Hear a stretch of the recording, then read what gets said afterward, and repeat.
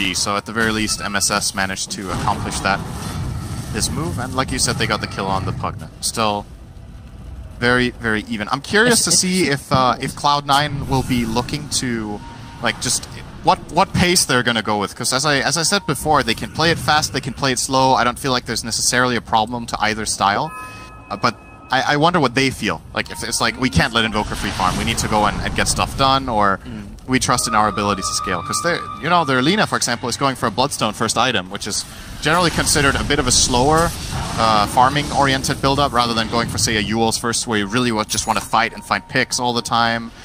The Juggernaut is going straight into Manta, this time no drum for Envy, so also a bit more maybe far up. Courier snipe! Courier kick! Had that vitality booster which belongs to Fada. Kicked with the fist. Yeah. That's right, he needs the Aghanim for it to be a real... but it's funny talking about like all these items like going into potential late game, like it's the sand transition for Cloud9. No-Tail, I was expecting the Eul Scepter to be coming out on him, like some kind of extra disable or something to amplify him up, but Aetherlens as well as Glimmer Cape, and then going into an Aghanim Scepter is his second one. This is the... We haven't seen that much Pugna, but I think this is like one of the more standard builds to go for right now. You get the Glimmer for your own defense mainly. Casted range is massively important on Pugna, so I definitely think Lens is almost always going to be a good choice, so you can blast from far away and drain from far away. Is it worth disassembling him later on as well? Like, you are up against a Timber Star. I don't know if you've ever thought about building a Silver Edge and a Pugna. But right now, I don't know who else on OG would buy one. I mean, it's extremely gimmicky. It could happen, but I don't even think he's thought about that option. Call, Sunstrike, the Blade Mail is down, and that's exactly what you're talking about. It's the counter to the Juggernaut. When Blade Mail is up, Juggernaut goes down. Woo! There goes the pop with the Lich Ulti. It doesn't bounce anymore, though, but you've still got a 2-for-3 trade-up. Jirax will go down, stuck inside the Chakram, but now MSS is the one in trouble. Ana sitting in the back lines with all the disable, all the control. But still a 4-for-3 trade-off. No team really coming out fully on top of that one. Maybe OG, just because they're 2 core survived compared to Cloud9 0 core surviving. Yeah, they get a lot of nice gold on the Pugna Invoker. That's... If they have to keep 2 heroes alive, these are the 2 they want to keep. And in addition, Ana, I think, got 2 or 3 kills as well in this fight. So that's the Sunstrike. I think that's the first kill he gets. First reveal the Blade Mail as well. Yep. Actually, don't even think they needed it. Axe together with Invoker deals so much damage with this. Very nice Chain Frost. Huge impact on this fight again. I reckon he had to be tossing up if he was going to creep skip then. Would have dragged the creep wave in perfectly and then beat the living crap out of the tier 2 tower. But it's Cloud9 who are all missing on the map at the moment. The Observe Ward scouting both the Lina and the Timber. Now the Lich, okay, they see everything. And the ES, and they smoked underneath the Dire Observer Ward. S4, which call do you want to go on? They focus over on the Lina. Once again with the Blade Mail, they're able to delete 1 hero from this fight. How much more is OG able to get into the Nova? Pilot alive. MSS cannot find him on the back line. Eternal Envy into the fight too. He's already burned his Omni Slash. S4 looking for the spins on the wave, letting the Blade Mail do the work. Dong Sparta! Just as they kill each other at the very end of it all. Cloud9 are pushing out hard.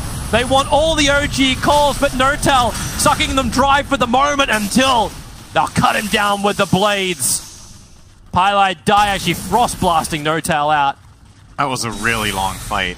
And surprising things for me in that fight. I'm not sure how much of a replay we're going to get, if we're going to get the whole thing from the start, but... So, it's one thing, like, Cloud9 smoke, and OG know it. Fata was running toward the stairwell, and his smoke broke, and he just ignored it. He ran through another full 2 seconds, just up the hill. Here's the replay. So, the smoke is already broken. He just keeps going, man. He's just going in. And now he's dead. I don't know if he wanted to get gone on because he has Bloodstone, so he's alive very soon, and he's probably one of the better things that can happen, but this Icarus dive from Fly was sick. He actually blocked the rolling boulder out when he was flying in, so they got a bonus kill on the Earth Spirit. If Earth Spirit gets out there, this can get really nasty for OG, because let's be honest, they're diving really deep for this time of the game. This is 22 minutes in. There comes the Omni Clutch, again Fly getting out. Yeah, that's pretty much it for that fight out. Well, they go and gank up on top. This is not a replay, guys. You can see, this is live! As Fly goes down. Cloud9 trying to be really, really aggressive. Got some good wards down as well, but you see OG's lines drawn directly after that. That's actually coming out from Jirax, I believe. Lions say push mid, push bottom. Vata's going blink here? This is pretty uncommon. I am a really big Blink Dagger fan. I think this item is so good and is still not bought enough in many games, but I don't know. It's his initiation, the blink Yules. Yeah, but he doesn't have it. No, he's got Yules in quick buy. Exactly, but generally you buy them the other way around because the Yules gives you the mana regen and the save for yourself and stuff. It's very good against Axe to have a Yules in your team. You can counter-engage when he goes in for that blink call on the Jugger. It's actually massively important that they get a Yules here that is reliable. So maybe that's why he's getting the blink with it, is that he feels like, okay, I need to always be able to reach Envy and save him from that Axe. But Vata is one of the players who likes to stray away from the norm a little bit and buy other items that he likes. We've seen him in the past, like, revolutionize the ways people played mid. He used to go troll with mech and stuff like that. Yeah. Like, he had a patch where mech was the mid item that he really liked. This time, it's not like this is extremely unorthodox to go for a blink, but it was not what I expected. It's probably him understanding his position. He needs to survive. You look at the difference in Bloodstone charges. Timbersaur's walking around with 17 Bloodstone charges at the moment compared to the 5 Bloodstone charges of Lina. There's just some heroes who just cannot tank and stay alive throughout these fights. MSS is definitely one of them. And he already has a Yules, and now he's going blink too. So they're going to have 2 blink Yules in the near future to be able to help Envy, and he needs it this game. This is the fights have not been easy for this Juggernaut. OG's going to miss the gank on him. Envy just left nothing but copies. Anna, well, EMP burn, MSS's worst friend, but with 30 mana regeneration. That's my blink stun here. Can he get him? Blink. Light Strike Array. Whoa, it's going to connect to the target. Here comes Durax, however. Snowball tries to create space, but it will not work. The silence is on point from AUI. And OG lose 2 heroes and probably Roshan as well. Yep. Most definitely a Rosh going the way of Cloud9 here as well. No buybacks. Well, S-Fly wants to like kind of mess with him a little bit. S4 is already pressuring top tier 2 tower. It's going to drag MSS out. So right now it's only Envy and Fana inside the pit. I say only. We do have the Night Watchman, AUI up on the cliff. This is Cloud9's strut. Okay, so Envy just basically drew a line saying, let's go bottom after this. Yep. I think they're going to give this one to Vata. Yeah, they do. I think it's a good choice. You could argue that getting the Aegis on the Jugger is very good, so that if he gets Blink Blade Milled by Axe, then he has a second life and can come back. But the way this is more likely to go down now is that if they jump on Envy, they get that Yules counterplay and he spins and stays alive. If they jump on Vata, he's just a very quick kill for the other heroes. And he has way more to give in the fight with his second life. Juggernaut will use Omnislash, and then when that is used, it's like, okay, hope we won. If we didn't, my hero is not that strong afterwards with the items I have. Vata's second life has a lot of value. I like this a lot. Tower? Yep, tier 2 tower's gone. OG, a tier 3 tower looks like it will come under siege with... Yeah, they're going. Alright. You have every ulti up for OG. This is bold. And you this is really bold. Okay, Durex is TPing back. Everyone's TPing back. It looks like also OG were not expecting this. No, they forced the TPs and then they got the hell out of there. I don't think they can go in there when there's multiple heroes on defense. Anna's still playing around the mid. He can't come back. He actually had BTs on cooldown. So he just added as much pressure and space to the mid lane. And then instantly invokes Ghost Walk, just in case. Yep. But he got himself a double damage rune. Says invoke a hunt time. I don't think OG want to make aggressive moves now as anything else than a full unit. It's difficult for them to take skirmishes into this Radiant lineup now that they have all these items plus the Aegis. Yeah. They want a structured team fight where they can get Blink, Call, Blade Mail into Phoenix. The Blink Call plus Sunstrike is not likely to succeed anymore now that there's this Blink Yules. Maybe what they want to do is just not fight at all. Force this exact situation. They found an O-Tail. Yeah, but Anna is all... well, okay, yeah, they can fight top lane. I'm thinking down towards bottom lane if they want MSS. The Sunstrike is going to be able to connect with Cole Snaps as well. Here comes your call once more. S4, all you got to do is drop him down low, and then they can Culling Blade him down. So it looked like S4 was just trying to create space. Meanwhile, on top lane, No-Tail is still alive. The sentries down from both sides. No-Tail makes a break for the tree line. Observer is also planted. The creep wave will take care of that pretty quickly. So smoke and mirrors, snowball forward. He's going for Eternal Envy. It's not even for Pylai Die. G-Rex doesn't even give a crap about the support. He wants the core. The Nova, they're trying to run out. Envy thought for a moment he could run in. In fact, he made his way towards the Nova. Shards fight forward once more. Here comes your Timbersaw, but he got smacked down by the Nova, and Anna has joined the fight as well. The call is out. S4 held them there. The Sun Ray, he cannot reach G-Rex, but the burn will hit onto Fada. Second life available thanks to the Aegis the Immortal. Timbersaw drained insanely low. AUI wants something more. Notel on the run back out. All of OG are trying to run out, and Notel hides in a crevice. They don't see him. They have no idea. Clueless is the name of this movie. Cloud9 need detection, man. Like this Glimmer Cape and this Ghost Walk is doing so much. I think they tried. They put a sentry ward down in the middle of the fight, but the fight progressed so far. They need a dust finally. Okay, AUI was like, okay, that's enough, man. That's enough. He had 2 moments earlier in the early game where they didn't have dust. Look at tier 3 tower bottom lane. It just got taken. Anna was pushing the lane out. His forward spirits finished the job. He moved so fast to get down there. Involved in the fight, switches to bottom lane. Didn't even BT down there, I don't think. That last fight, I don't know if we can get a replay of it now, but I think 3 kills were avoided because OG had that Glimmer Cave and the Ghost Walk. Like, in succession, OG could have been run over there. That was an Aegis fight that OG won. They were fighting into Aegis and got away with it. And the position of that fight and the way spells were used, I think, are we seeing it now? Or is this, no, this is now. He's just glimmering for fun by now. It's like, yeah, I have a Glimmer Cave. Did you guys know? Because you're playing like you don't. Get a dust! Okay. And that's why G-Rex is buying a gem next. Get rid of all the possible sentry wards. Plus, there's no one invis that's running. The pilot does have the 2 dust. Yeah. And this is crucial. I think... Oh, they bought 2 dusts. Okay, nice. Because I think the Earth Spirit desperately needs a dust in these fights. As I mentioned, very early in the game, he missed like 1 or 2 opportunities, and after that, I was expecting to just see dust all the time. You know, sometimes you slip, you forget it, or you don't have the gold in the right moment because you're buying your Blink Dagger or whatever, and then you just don't have a dust. But until this game ends, detection will not be a problem for Cloud9. I think it's like that.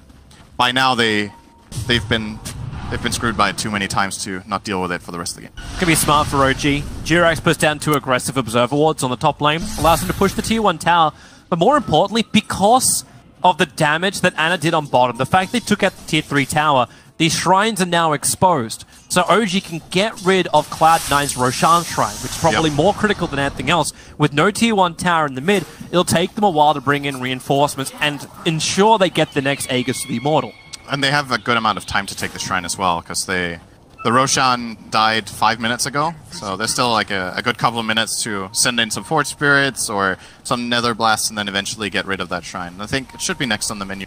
It's either that or they try to go for a really aggressive play bottom and get Alina Rax, because that tower being gone is a really big deal for the defense of Cloud9, obviously. A decent way of pushing in through top and no one going to react to it. Alright, I say that now. I see 4 TPs come to the top lane to react to it. Oh, this could get... Do OG want to fight this? Looks like they do. It's going to be a full-on 5-on-5 if OG go in right now. Envy can very quickly connect. He's going to run through a ward, though. Oh, there's your taunt. It's over on MSS. Sunstride's kicking in. G-Rex in the neighborhood. AUI, the snowball, dodges the kick that came from him. S4 had the BKB to protect himself anyway. But the EMP splits the field up. OG, maybe not so certain about going back in just yet. Blade Mail's off cooldown in 1 second, but the BKB won't be available this time. And Anna, while he was starting his BT out and blinks away, realizing the Fada was going to go for the stun. And they realized it too. They know he had the vision. They pinged the ward out straight away. Oh, this is classic Light of Heaven. He always pings the shrines. I don't know why. He's pinging the shrine all the time. They found a target. Blink, Walrus Punch. The Sunstrike actually connects on AUI or Sparta, but the Lacuna Blade Invoker is deleted. The Yaws have to follow up Tuskar. Basically shook around, but no! The shards! G-Rex understands that positioning, push himself down the hill, trying to dodge the Light Strike array, but that's just too much to dodge. 4 heroes around him, and that is a big pickup for Cloud9. Invoker down, it's good gold, it's good experience. That was a very optimistic attempt, I think, from OG. So Top dead. Yep. Bye, Envy. Oh, wait. Yeah. Didn't even have Support's mana there. for Calling Blade. He just gets... Fada's coming in. Pilot Eye, they get the Frost Fly. He's stuck in the tree line, starts his TP. They need a stun. Fada. Too late. And you'll also get S4 back out to safety. Meanwhile, No-Tail taking a shrine. Yep. Light of Heaven, please ping. Ping it.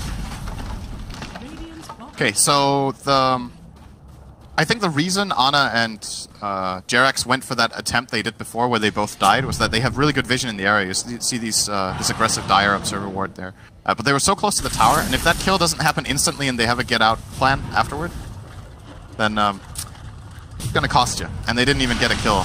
But ultimately, of course, this kill on the Juggernaut is gonna help buy OG time to get their cores back in the game, and it doesn't cost them too much at the end.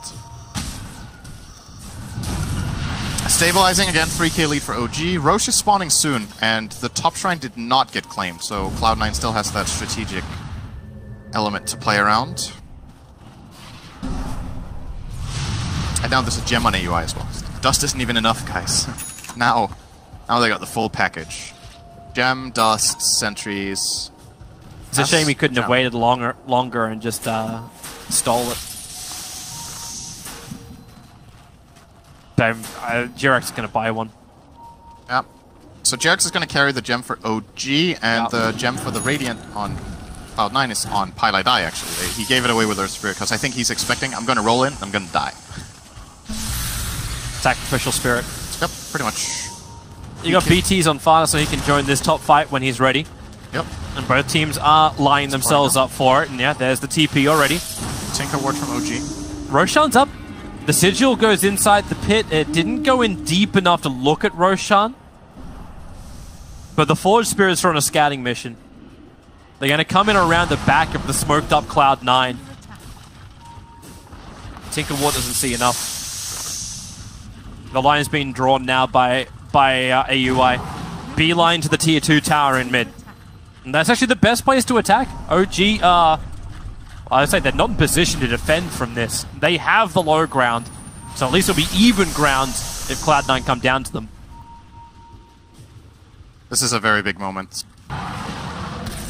And nobody finds anything. So OG dodged their smoke. And OG have their own. They're going to smoke themselves, I think, after this camp. It's like that cliffhanger at the end of Season 1. Don't worry, we'll come back for Season 2 at the end of the next smoke. OG aren't even checking the... Yeah, they were literally in front of it, and they didn't have a look. The Forge Spirits should actually go in now. Yeah, the ping just came out from Flyers. Like, just put the forward, just send one in. Like, oh, there he is. They got rid of the top shrine, so Cloud9 don't have that to play around any longer. Cloud9's smoke failing there is... It's pretty important, because OG, as mentioned, still have their own. What's the timing on these B? 9 seconds on TV for Axe, and Lina is the only other one, right? 2 9 seconds. And you've got a 10-second BKB on the way for Invoker. He's already finished up his Ags and Octarine. Oh, yeah. Okay, BKB and then into Shiva's. Appears to be the build order for App. Yep. BKB is an amazing item for both teams this game, so it's worth keeping an eye on the status of that. Is that actually the full Shiva's? Fatsa never got his Yules, by the way. He didn't finish it? He just went for that BKB. So they only have the Yules of Timber still. Maybe they're happy with that. Like Timber Yules is enough to at least try and save Envy. It's like, apart from that, Envy, at least do it yourself. He's got Manta, he's got Blink Dagger, he's got Spin. Very, very underfarmed. The big farmers this game are the Lina and the Timber. You can see the CS here. This is not... Jugger is difficult to play in this position, because this hero... I mean, it's just how the game plays out. They need to push the waves, and Jugger is just worse at it than the other two heroes, so they will get more farm. But it's hard to play Jugger like this. He's very underfarmed compared to the other cores, and the hero itself is just not that good. That's why Nymph rune. If he actually felt confident enough to move up the hill, he probably would have died, thanks to the Observer and Sentry again down for Cloud9. It appears every time they want to take a fight around Roshan, like this Obs as well as like sort of Sentry Ward get planted just in front of the pit. Almost every time. It's that same kind of position every time. I say every time in 2 games. Worth of like 4 sets of ward. Very important place to cover. Yeah. just makes it obvious for S4 to dodge.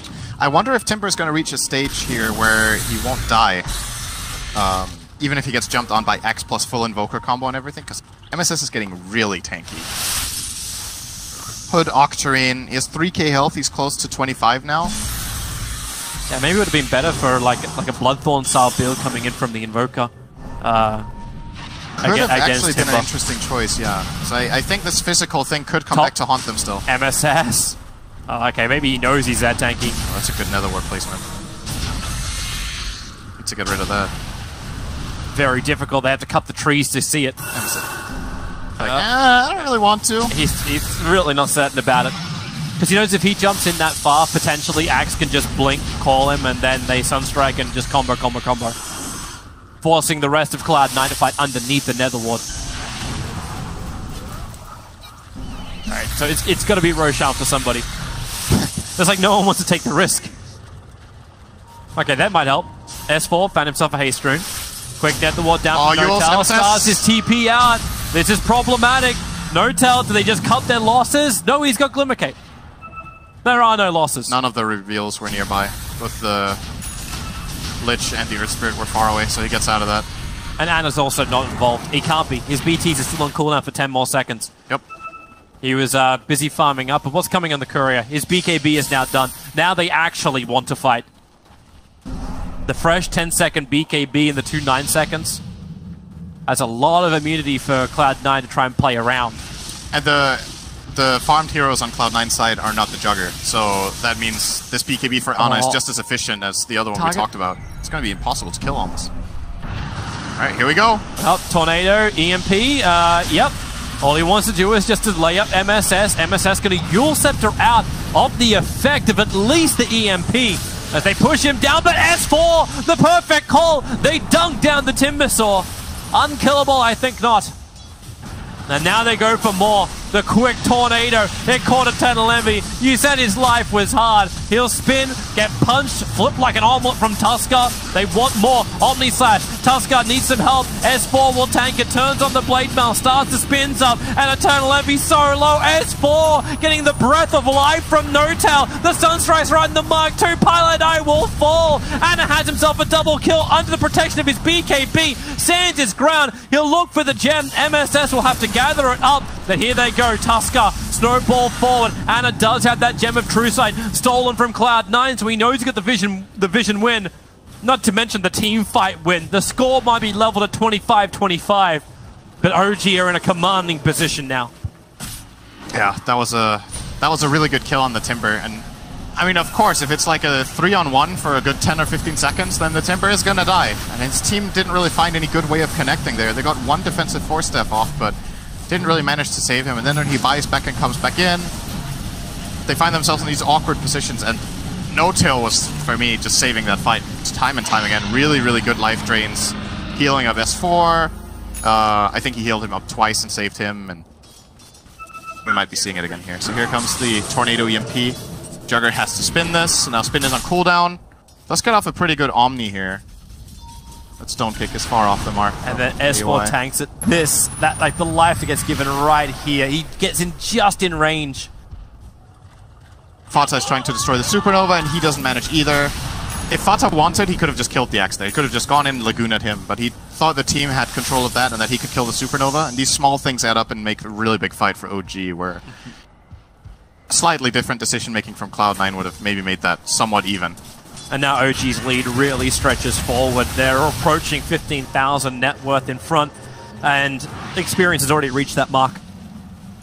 They are just light years ahead. They've taken almost... Well, they've still got 2 tier 2 towers left to go down.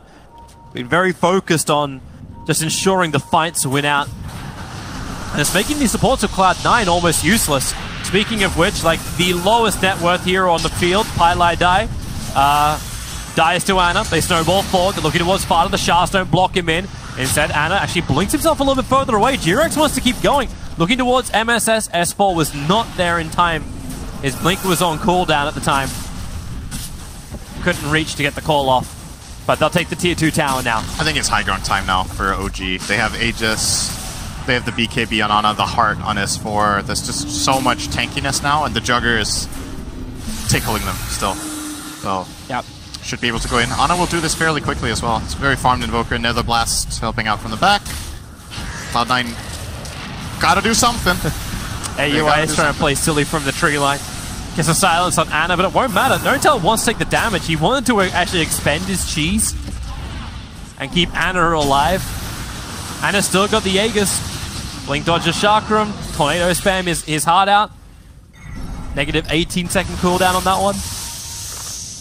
And then Nether Blast, Nether Blast, Nether Blast. And they're searching for AUI. Snowball. AUI is going to drag G-Rex in pretty far. In fact, G-Rex is in way too deep. They'll kill him off and maybe get that gem back. Glimmer Cape. No, not again. Glimmer Cape, the Sunray, and the Drain from Notel. G-Rex is back to full life. There's Sustain. Right now, as Team Fortress 2 medic, you're going to the Omnislash S4, calls, tanks it himself, realizing his armor. Envy hits like kittens at the moment. He's forced back into his home, but they've already lost a large portion of that home. This is clinical from OG. Literally. Medical. Who needs a dazzle? You don't need a dazzle in this game anymore. Just run a one-position Pugna that's able to make Ana the be-all, end-all of Alakazam. S4. Oh. He was looking for it. Almost got AUI. This Timbersaw. He can't even chain away.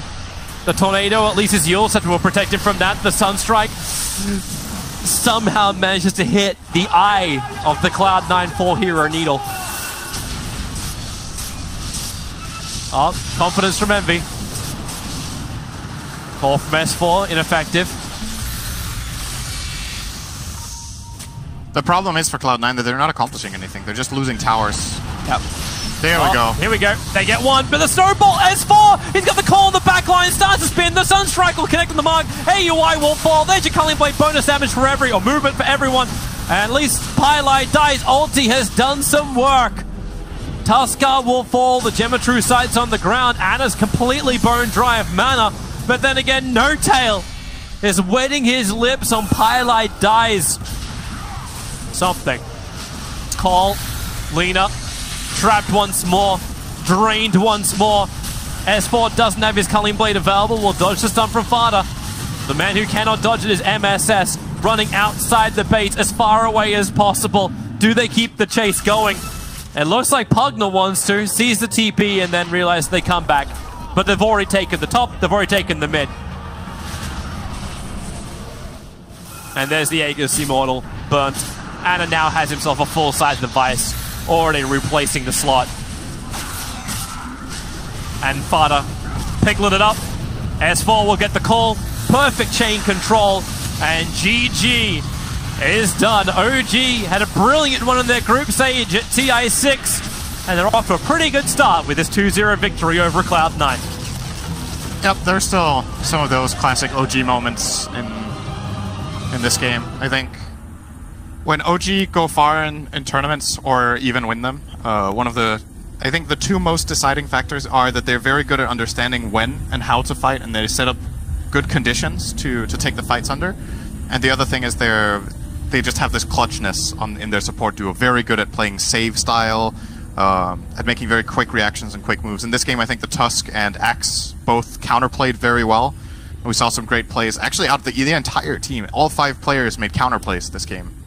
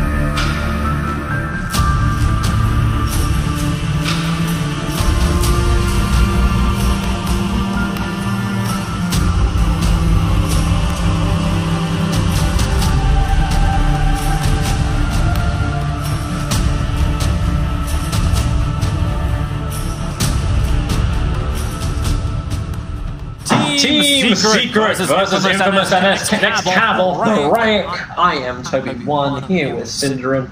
We butcher words and butcher Dota. Speaking of butcher, where's my Pudge? I don't think we're going to be seeing that hero that much this turn, but it's probably going to sneak in once or twice. This is one of the teams I thought actually played a lot. Team Secret. Secret? Yeah. I think Yapso is pretty good on it, but I wouldn't put it as one of his 5 best heroes. So I'm assuming Rubik would be number 1 for him.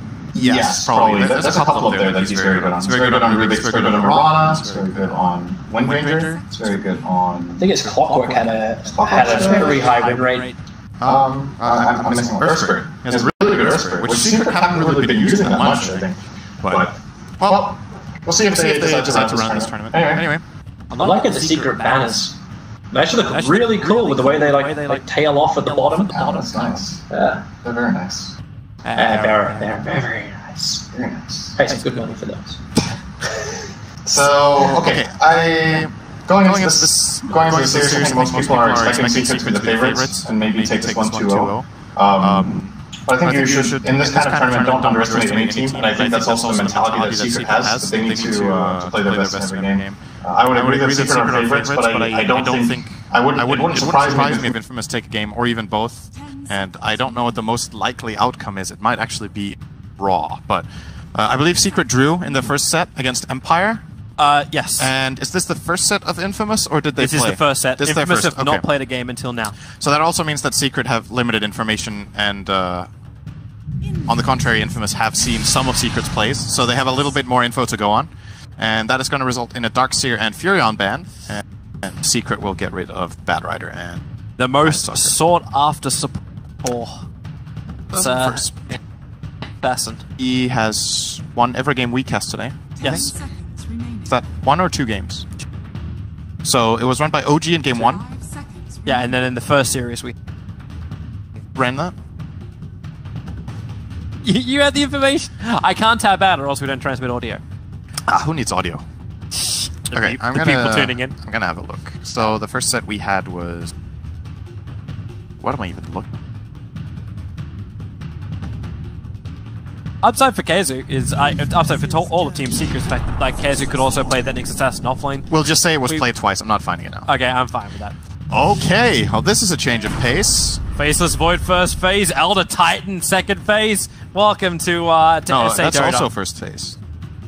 Second pick. A second pick. That's a second phase. Yeah. I'm glad you're here for me, bro. Yeah, I'm here to make you look bad. That's...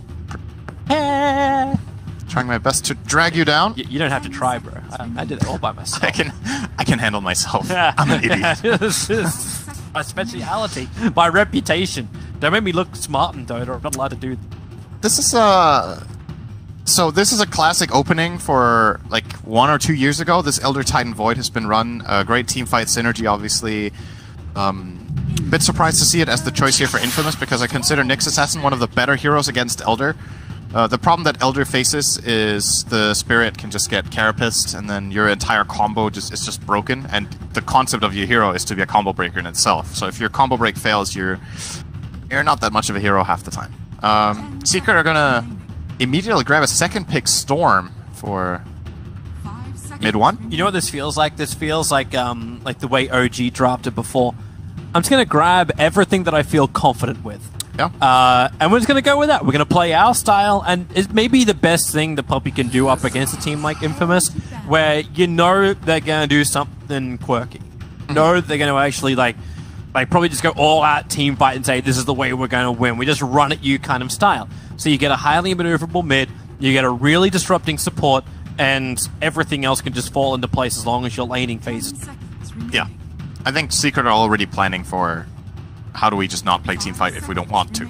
Yep. Storm is a good choice for that. Obviously, he's very fast at pushing out waves. He's, as you mentioned, good at being elusive and not getting caught by these kind of combos. And they can still take this in multiple directions. They could go for like something like a Lifestealer Bomb if they want to play the Storm very aggressive, very kill-hungry, or they can play more of a split push approach where they just avoid fights and then scale very well. There's plenty of possible picks here for Team Secret now. Infamous getting rid of the Necrophos that Secret played earlier today and the Drow Ranger. Not sure if Secret had a plan of going for Drow with this, but it definitely can work with Storm. Secret banning the Viper. I believe that's a hero Infamous have played a decent amount in the past, so they're obviously going off pre-TI matches only for now. Yeah. Well, that's all I have to work with, so... Yeah, and sense. Infamous may have changed a lot of things around, who knows? Well, the last tournament Infamous played at was Final Battle in Peru. They needed to change a lot after that. They looked very disorganized would be a better way to... like, the best way I can describe it. The qualifier was good, but all the teams that were in the qualifier played in that tournament as well, and they got knocked out in the lower bracket round 2. Like, they did not get far, and they looked very, very unsettled. They couldn't synergize well as a team. And I fear like this drive could just keep going into an overcompensation kind of thing, where it's like, let's just all 5-man team fight this. This is the only way we can win, kind of style. Like you just. Oh, let's give them a chance to play first. We'll give them a chance. We're not going to assume they're Archon. Maybe they have a chance. That's pretty. That's not rude. Yeah. Falk admitted that himself.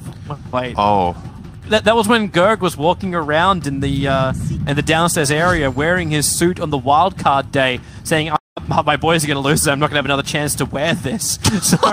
So we're already out of the tournament. It's like, wow. Okay. That was a hard run, though. It's nothing like confidence. Confidence is good. Confidence from your manager. Queen of Pain. So, again, another good team fighter. A good lane. Yeah, good lane matchup against Storm. Yep. One of the worst matchups for Storm in mid. Storm's weakness is that he has no mobility until 6, and he can't really put pressure on most heroes because, you know, he's good against melees because you can use the static remnant to deal damage, but against the Queen of Pain who outranges you, the only way you can fight back is dropping a remnant and then getting an overload proc, but that's never going to amount to the same as Quap does. Oh, wow! Hi! That's a hero we completely forgot was actually available for once. And it will get grabbed by Secret on 3rd pick. Has there actually been any... like, there's been no game we've cast today where he's gotten past the 2nd ban phase. Not even past the 1st. Like, not even past the 1st. He was banned out in every first Banned phase. every game, yeah. Okay. So, the question then we start to beg is, who's playing what? Like, you're roaming... like, one of these... like, Earthshaker or Nyx must be a roaming hero. So, who becomes Kezu's offlane? It's an offlane shaker, I'm pretty sure. Offlane shaker? Yeah, I think so.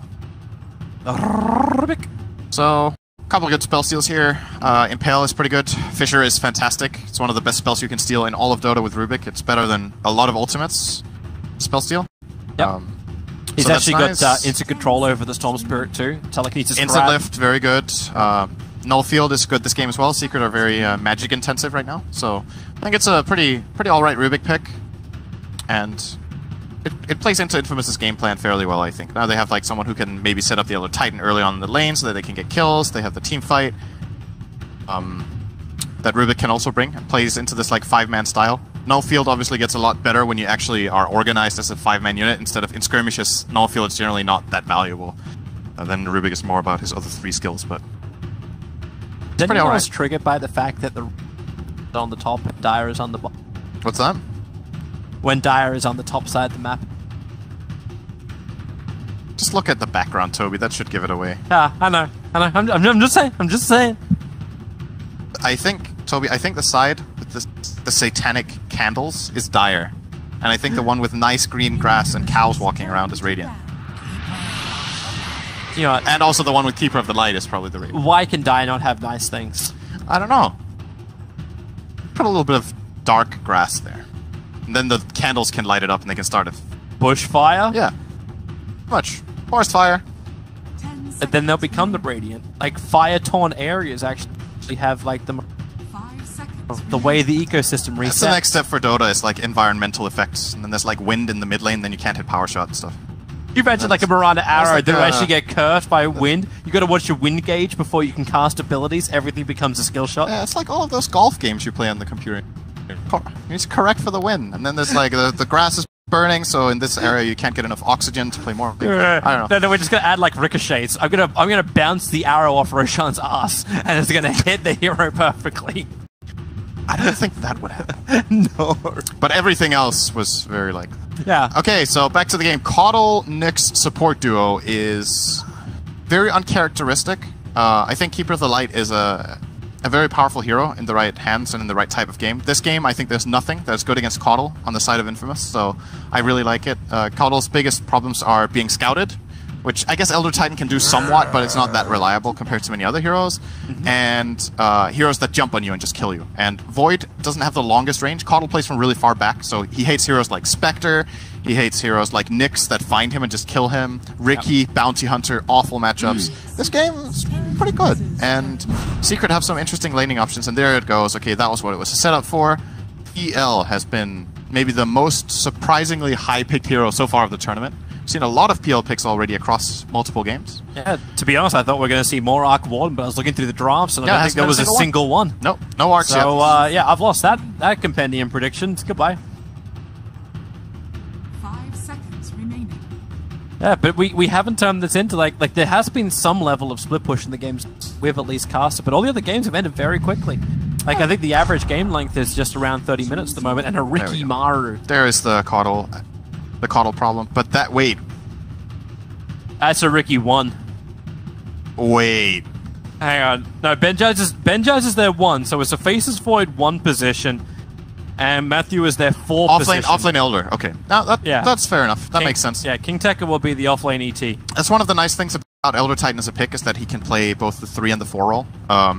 And you can choose at the end what you think is most important. I actually think Ricky is really good this game, so I hope we get to see some good plays out of Matthew.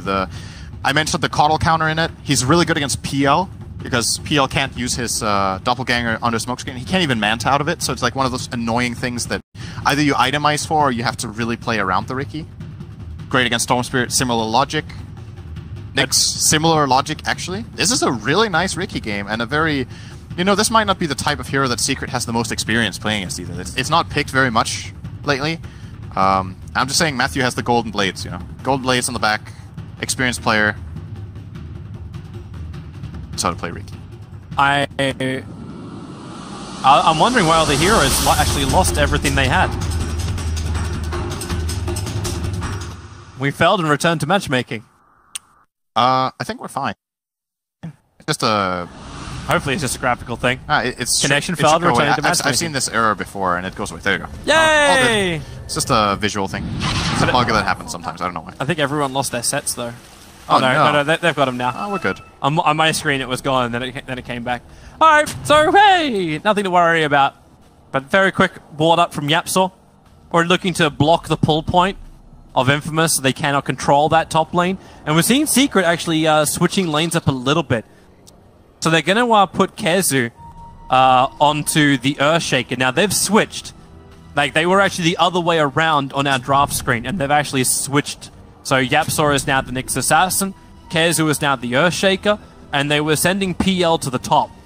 So they're looking to find out extra information. They'll see Faces Voids up on the top lane thanks to their Observer Ward, and we'll see where they move from there. And it looks to be the aggressive lane. They're going to run PL Coddle. Yep.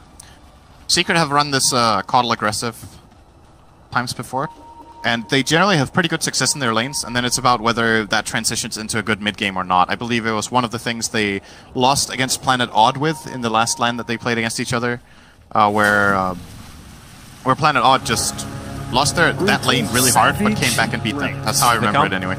They come in to contest, they need a slow, they need a control, or they can just take the rune. And I think the majority of our games, the Radiant side, have invaded successfully into the Dire jungle and taken 3 out of the 4 runes. Yeah, Matthew was too late on the bounty rune. Tried to steal it away from mid 1, so best timing from him. He had to walk all the way top to place this lane ward and was there too late. Would imagine he's still going to start in mid with Tomato's Queen of Pain, and they're just going to immediately lay into mid 1 here and put some pressure. Knowing that there's an aggro tri-lane is really valuable information. He just got... Oh, no. Even tangoed it at the start, so... Alright, that ain't good. No. And Yapsaw's going to rotate over too. So they Shadow Strike on top of mid 1, but with a quick mana burn, Yapsaw is just going to be a pain in the butt. Burn him out. And you're going health consumables. You don't want to get a clarity into this mid lane for the Quap early on.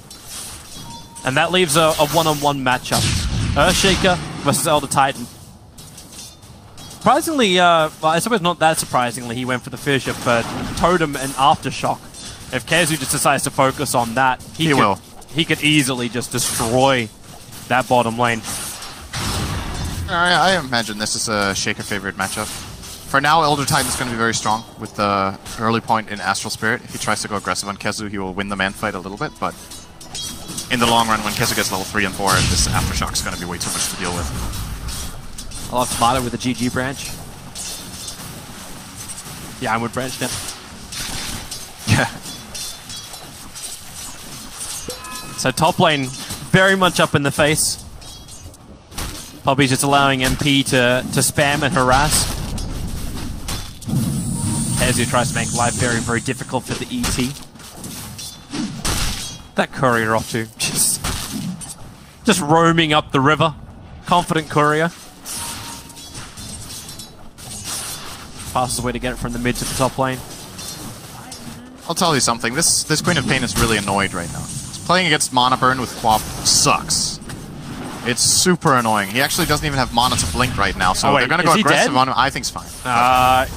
One more hit with the overcharge may just be enough. Here comes Matthew. They see him in the trees, and the GG branch blocks him out. Yapzor so low, the attack will be enough. Tomato will take the first blood in mid lane. What an elaborate bait.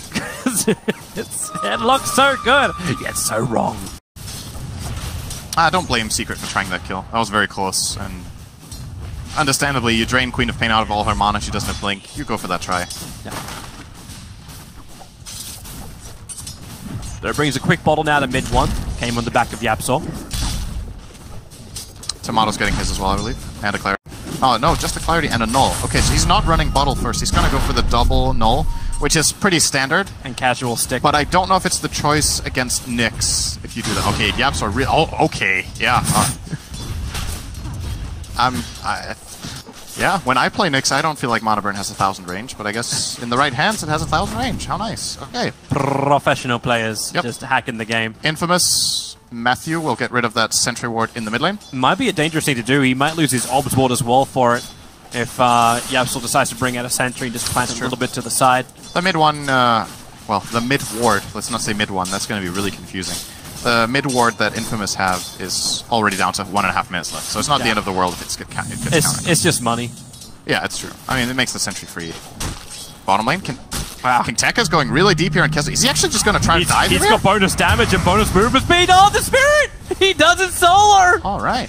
Oh, Infamous 2-0 against Team Secret. Never count out a South American team. I did not see this coming in this particular matchup. I thought this would be more Shaker favored. The build from Kezu is exactly what I was expecting. You go 1-1-2, and then when the Elder tries to go aggressive on you, you have the Aftershock from Enchant, and then you have the Aftershock from Fissure, and you can just kind of run away. But he must have caught him off guard. He got a kill there. That is a bit surprising to me. Lane played out like that. Meanwhile, Ben Jazz is doing a good job with his CS on top. Like, you think all that pressure with like the Coddle as well as PL. Obviously, the pressure's going to get a lot more as they both get more levels up in Chakra as well as Lance. So it's going to get tougher and tougher as time goes on. Void is one of the heroes that deals with it a bit better because he can at least time walk off one of the nukes, or both if they come simultaneously. He's going to go for Ring of Health here. I was imagining that was going to be the choice. Still didn't have enough sustain. He's out of regen. But now with this ring, it's more or less the same as having a... not a constant tango running, but it's still pretty good. You know? It happened with Yapzor. He did put down the sentry ward. They've got 2 to choose from. You got Ricky Illusion and Ricky Real.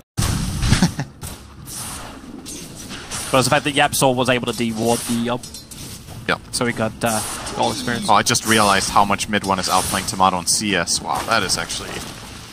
So this is a Quap favorite lane, right?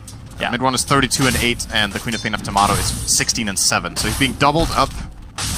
Of course, there was a lot of pressure from Yapzor, so I don't know how this affects, like...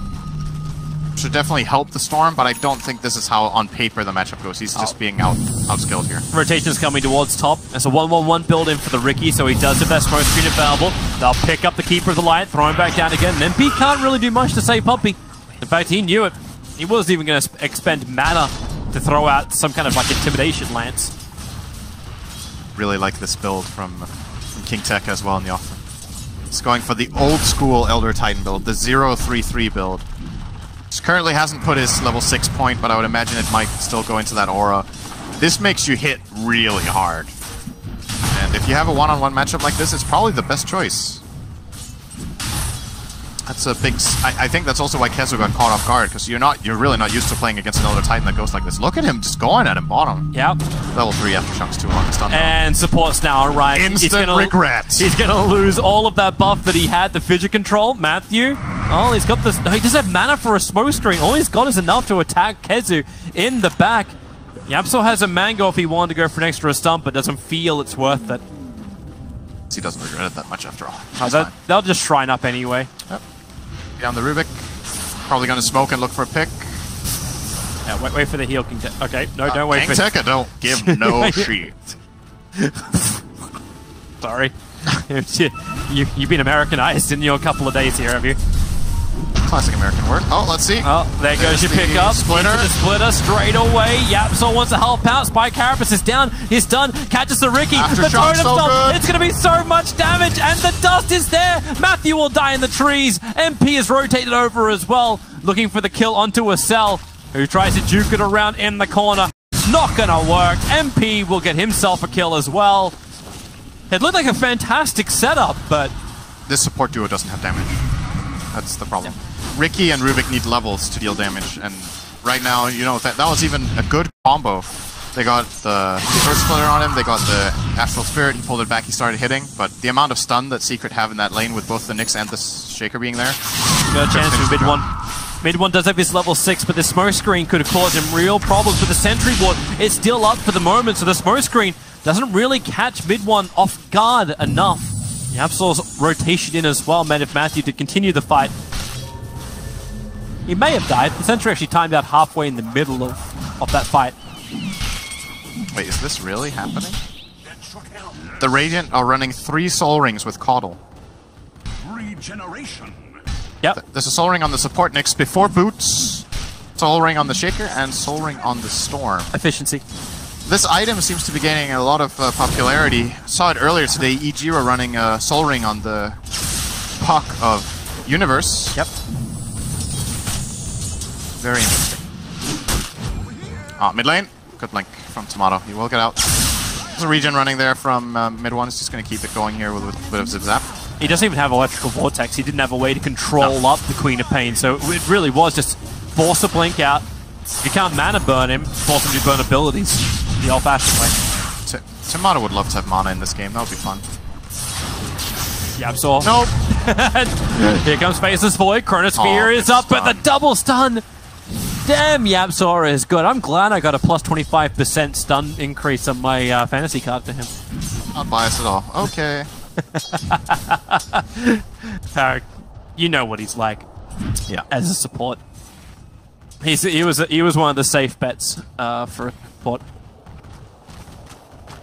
A pretty slow game in some ways compared to the other games we've had today, and I think by nature it's just the support duo of both sides that don't have the same kind of play potential, so it will be a bit slower. Secret do seem to be getting more out of the map though, being a bit more efficient than Infamous, but it's still an even early game by all means. 1k gold, 500 experience. The difference, it is swinging the way of Secret, but Infamous is still looking for that opportunity. They want to use the Faceless Void. Yeah, absolutely. That TP mid is a pretty big loss for him that he doesn't find anything. Yapsor around. They still don't doesn't have have boots. Do you want to get boots on your rooks ever? Minute 10. Doesn't make Soul Ring of a boost, bro. It's a stun. Echo will come. Yeah, with a Vendetta hit. Nice smoke screen. The Chrono will catch out too. The Splitter. It's there from Tekka, and it slaps back the Earth Shaker. Nyx Assassin needs to run away out this one. He's got no MVs. He cannot TP. There's nothing to do apart from to die to the Faceless Void. Infamous get what they want. 2 quick kills. They don't really lose anything on the map as it looks. Powers are still very healthy. Bottom lane especially, but now the pressure is going to start to be mounted here by Team Secret, so I'm going to force a rotation down here from the Faceless Void, and he will take care of business here. Or will he? Gotta be careful when you've got no Chronosphere. Puppy is bringing in help. He's actually bringing in the Nyx Assassin on a recall. So, Rubik, oh, that's not what you want to be. Yapso is stunned. The Illuminate's a little bit off target. Oh, it may not matter. Spy Carapace causing problems, and the attack from Puppy. It's pretty fast though, but still, not enough. If there was any assistance coming in from Infamous there, that could have been really interesting, but not the case. Faceless Void, force a time lapse out. But with that catapult behind it, it's the perfect time for Team Secret to push the lane. Other supports now TPing in. Faceless Voice, still no Chrono, but Queen of Pain arrives, and Team Secret will give it the respect. They'll back up before the creep. Actually, the tower is within deny range now. The siege creep did enough damage. So it's now up to Secret. Oh, they got it. They actually got the tower. That happened? It didn't get denied. And Benjaz is being stalked by Yabsaw into the tree line. He's moving down. This is dangerous. They're looping around. MP's nearby. He's going to time walk out this one with the lance, the Illuna. The damage was barely enough. Would have survived there if he used his stick before time walking, but probably didn't think about it in the heat of the moment. Now he's going to have this moment of realization where he's going to be like, damn it, now. Oh, pick yourself up, go for another kill. Yep, pretty much. Can't let that affect you too much. A nice kill from Secret nonetheless. That was very good combination of spell usage. Oh, this is nice for mid one. Double damage. Double damage room. Just got chakra up as well. Quap has the Veil coming in. So now Infamous hitting a power spike right now. Ricky got level 6. They have Chrono again. Queen has the Veil. The Titan is really strong. Infamous's teamfight right now is really nasty if they set it up. So see if they can somehow force that type of play to happen. I'm still waiting for the double totem. With a chakra cooldown, the never-ending control that can come from Kazu. I think it's a 6-second like reduction on a 5-second ability, 5-second cooldown ability. That's true. You can get 2 enchants. Even though you probably want to start with Echo. Yes. That's the only downside. You blink Echo and then you instantly get Chakra and then you have 2 enchants. Unlikely. Yeah, there's no way Puppy can keep up with that range. Well, not no way. It would just be difficult. They observe what the top team Secret to attack the tier 1 tower, but it's already too late. Infamous are all bottom. So now, this ward that was just placed in the bottom area by Matthew got spotted by Puppy. He had a sentry and an obs, so he's going to get rid of this as soon as he gets some vision. Oh, he's got there. And you will be seeing a lot of this tournament. Teams have become way more accustomed to this move, where the enemy team is collapsing on your safe lane tower, you collapse on their tower. And it's just the layout of the map and how hard it is to defend this particular tower that this will be happening countless times in this tournament, that you see this exact trade-off. It's very, very normal that you don't try to defend these towers. But thanks to the double damage rune of mid 1, he actually got a lot more back in return because he went for the mid, but maybe paying the price. Smoke screen is down. Yabsaw. Oh, there's the ET splitter. Spy Carapace messing again with the ET combo, but misses the impale stun. Important blinding light there from Puppy. Kept him alive for sure. Kazu got dragged in. He got recalled in. He's 100 gold away from having his blink dagger. Yeah, it's good farm. Actually, every hero on the Radiant has good farm. Very uncharacteristic, but Yabsaw is very, like, easily the lowest farmed hero in their team. You know, it's good to see that they're able to adapt. Yap is very commonly considered one of the greediest support players. Like, he's very good at claiming farm around the map, at scaling, at not buying wards, at asking his 5 to buy all the wards when he has 3 items, at asking his... Yeah, okay. But you see Pup sound a little salty there, Sin. Just miss it. They missed the replacing me and 5. Yeah. But yeah, you see the reason. Like, Puppy is building in for the mech, mid lane, really nice control, Vortex back, and Tomato will drop. But Puppy's trying to go for both the 4-staff as well as the mech. This is a very expensive thing to do. This is the reason why they were stacking, allowing him to actually farm those stacks as well on the top lane. Yeah. I understand the critical items he needs to get, and then Kazu can start buying items. I think it's a very good game for Aghanims on Coddle, actually. I wonder if he's just gonna... Puppy often keeps this casual buckler. Might just go Ags after the 4-step. Yabsaw, Spy Carapace is nice, goes for the stun, gets the double. Overrun Rubik and Faceless Void, keeping him out of the fight. Fissure as well. Chronosphere now committed, the Illuminate and Blinding Light, making it very difficult for Infamous to get the damage in, especially when the